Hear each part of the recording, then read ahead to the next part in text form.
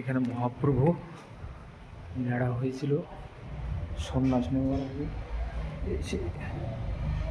এসে মধু নাপিত,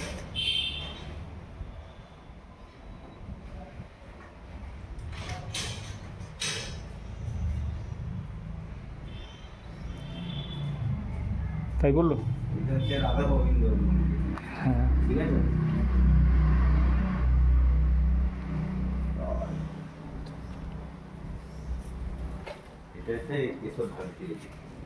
ইনি মাথা মণ্ডল করেছিলেন হ্যাঁ, মধু নাপিত। মধুনাপিত। এটা ওনার পূর্ণ সমাধি। মধুনাপিতের এটা না, এটা মধুনাপিত না, এটা রামকৃষ্ণ। এইখানে হচ্ছে সব লেখা আছে সেগুলোর সমাধি, এগুলো পরপর করতে হয়। এই মহাপ্রভুর চরণ।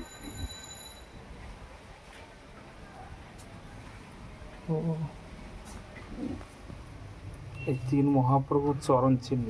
হ্যাঁ,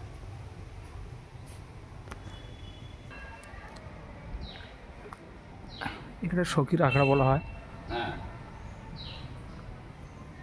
এটা হচ্ছে উদ্ধারণ দত্ত, ও মহাপ্রভুর পরম ভক্ত ছিলেন। পুষ্প সমাধি। এটা হচ্ছে উদ্ধরণ দত্ত।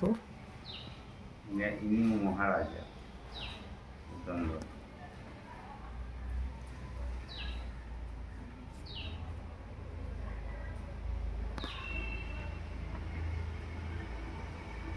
পুষ্প সমাধি মহারাজের আমরা দর্শন করেছি।